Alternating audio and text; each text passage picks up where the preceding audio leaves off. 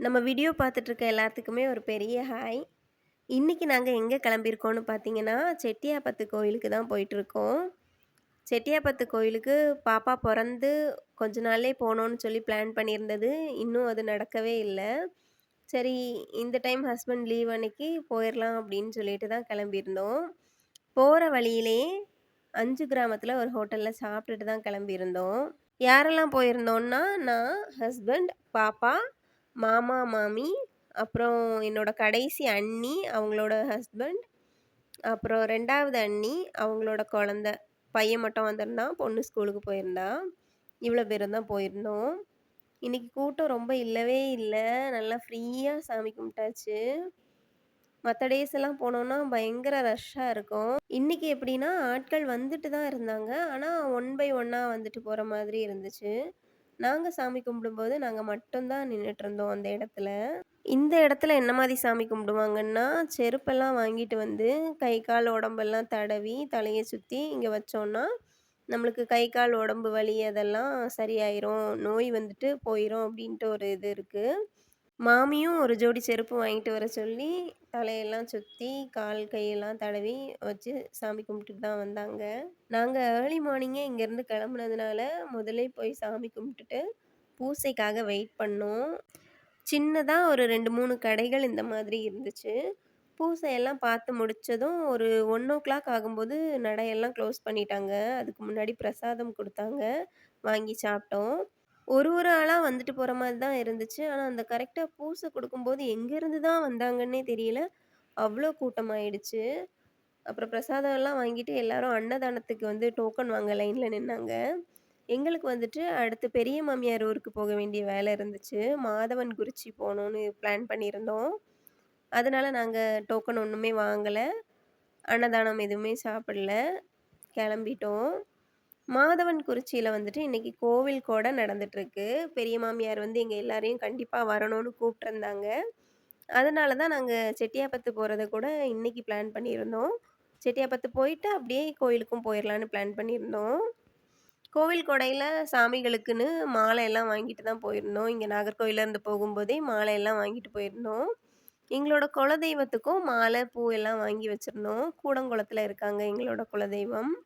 அப்புறம் கோயில்ல உட்காந்துட்டு வில்லு பாட்டு எல்லாம் பார்த்துட்டு, சாமி ஆடத் தொடங்குனாங்க. அப்போ நாங்க கொண்டு வந்திருந்த மாலையெல்லாம் போட்டுட்டு பார்த்துட்டுருந்தோம்.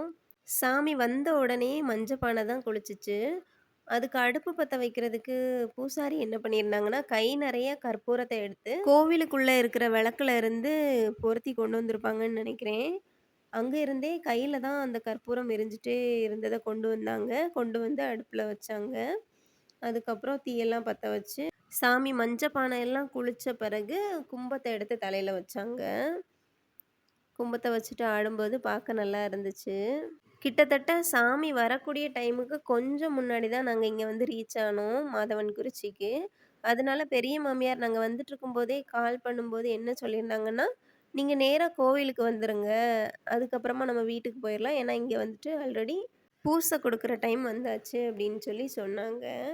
அதனால நாங்க நேரா கோயிலுக்கு தான் வந்திருந்தோம். சாமி ஆட்டம் எல்லாம் முடிஞ்சு, சாமி வந்துட்டு கும்பத்த எடுத்துட்டு ஊர் சுத்த கெளம்பிட்டாங்க.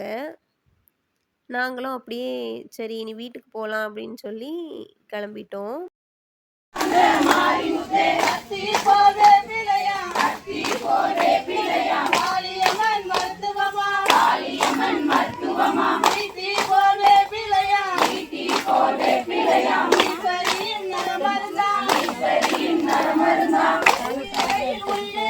வேப்பிலையில் உள்ளிருக்கும் இசைகளை யாரேறிவார்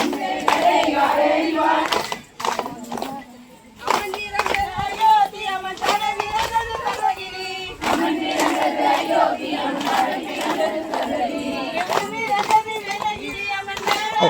சங்ககிரி கொஞ்ச நேரம் நின்னு கும்மியாட்டம் பார்த்துட்டு, அப்புறம் பெரிய மாமியார் வீட்டுக்கு போயிட்டோம். பாப்பாவ ஃபீட் பண்ணணுங்கிறதுக்காக. இதுதான் என்னோட பெரிய மாமியார் வீடு. அங்க இருந்து அப்படியே நாங்க சாப்பிட கிளம்பிட்டோம். இப்படி பந்தல் போட்டு அங்க தான் சாப்பாடு வச்சிருந்தாங்க. சாப்பாடு எல்லாமே ரொம்ப நல்லா இருந்துச்சு. அதுலயும் அந்த வத்த குழம்பு வந்து ரொம்ப டேஸ்ட்டா இருந்துச்சு. இந்த ஊர் ஸ்பெஷல் போல.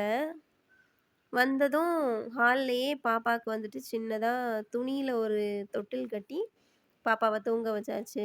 ஏன்னா, பாப்பா வந்துட்டு ஏர்லி மார்னிங்கே எங்க கூட முழிச்சு கோயிலுக்கு கிளம்புனாங்க. ட்ராவல் பண்ணதுனாலயோ என்னமோ அவங்க தூங்கவே இல்ல. ஃபுல்லா நல்லா என்ஜாய் பண்ணிட்டு, முழிச்சு எல்லா இடமும் பார்த்துட்டு, கோவில்ல எல்லாம் அவங்க பாட்டுக்கு இருந்தாங்க. தூங்கவே இல்ல. இப்ப தான் கொஞ்சம் அவங்களுக்கு தூக்கம் வர மாரி இருந்துச்சு. அதனால தொட்டில் கட்டி படுக்க வச்சாச்சு. நார்மலா நம்ம பெட்ல படுக்க வச்சோம் அப்டின்னா, அவங்க கொஞ்ச நேரத்திலேயே முழிச்சுருவாங்க. இதுவே தொட்டில்னா 5 மணி நேரம், 6 மணி நேரம் கூட நல்லா தூங்குவாங்க. அப்புறம் எல்லாரும் கொஞ்ச நேரம் உட்காந்து பேசிட்டு, நாங்க கிளம்புறோம்னு சொன்னோம். பெரிய மாமியாருக்கு உடனே கோவம் வந்துடுச்சு. "நான் உங்கள கோவில் கொடைக்கு கூப்பிட்டா, நீங்க காலையிலேருந்து மதியம் வரைக்கும் செட்டியாப்பத்துக்கு போயிருக்கீங்க. இங்க இப்ப தான் வந்தீங்க. அதுக்குள்ள சாயந்தரம் கூட ஆகல. நீங்க கிளம்புறேன்னு சொல்றீங்க." அப்படின்னு கோவப்பட்டாங்க. அப்புறம் அவங்கள கன்வின்ஸ் பண்ணி சமாதானப்படுத்திட்டு, அத்தாமாருங்க கோயில்ல இருந்தாங்க. அவங்க கிட்ட சொல்லிட்டு கிளம்புறதுக்காக திரும்பவும் நாங்க கோயிலுக்கு போனோம். அப்பதான் அங்க பட்ட கஞ்சி எல்லாம் இறக்கிட்டு இருந்தாங்க. என்னோட ஹஸ்பண்ட் அவங்க அண்ணா கிட்ட எல்லாம் சொல்லும்போது, அவங்க என்ன சொன்னாங்கன்னா, "இவ்ளோ நேரம் இருந்துட்டீங்கல்ல, இன்னும் கொஞ்ச நேரத்துல வந்துட்டு கூழ் குடுத்துருவாங்க.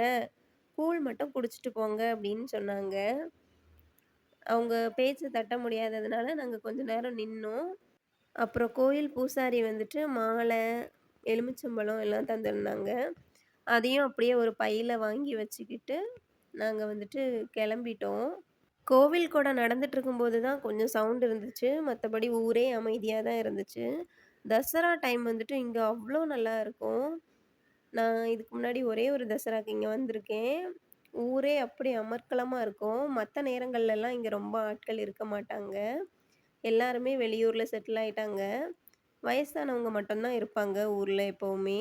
நாங்க கூடங்குளம் வந்து ரீச் ஆகுறதுக்கு நைட் ஆயிடுச்சு. இருட்டிடுச்சு. இதுதான் எங்களோட கூடங்குளத்துல உள்ள வீடு. அந்த காலத்து வீடு. ஓட்டு வீடு தான். திண்ணையெல்லாம் வச்சு இருக்கும். வந்துட்டு வீட்ல இருக்கிற கன்னிக்கு விளக்கு வச்சுட்டு, சாமி கும்பிட்டுட்டு, எங்க குலதெய்வத்த பார்க்க போயாச்சு. இவங்க தான் எங்களோட குலதெய்வம். தங்க இசக்கியம்மன். அங்க குடிச்ச பட்ட கஞ்சி, அப்புறம் எங்களோட குலதெய்வ கோயில்ல சாப்பிட்ட பொங்கல்லேயே எனக்கு வயிறு ஃபுல்லா இருந்துச்சு. வண்டிய பைபாஸ்ல நிறுத்திட்டு எல்லாருமே சாப்பிட போயிட்டாங்க. இந்த ஹோட்டலுக்குள்ள தான் போனாங்க. நான் காருக்குள்ளே இருந்தேன், பாப்பாவ வச்சுக்கிட்டு. பசிக்கலன்னு சொன்னதும், என்னோட ஹஸ்பண்ட் வந்துட்டு ஒரு டம்ளர் பால் மட்டும் வாங்கி குடுத்தாங்க. இத மட்டுமாவது குடின்னு சொல்லிட்டு.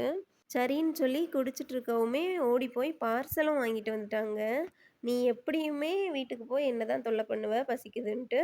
பசிக்கும்போது சாப்பிட்டுக்கன்னு" சொன்னாங்க. இந்த டே எனக்கு இப்படிதான் முடிஞ்சது.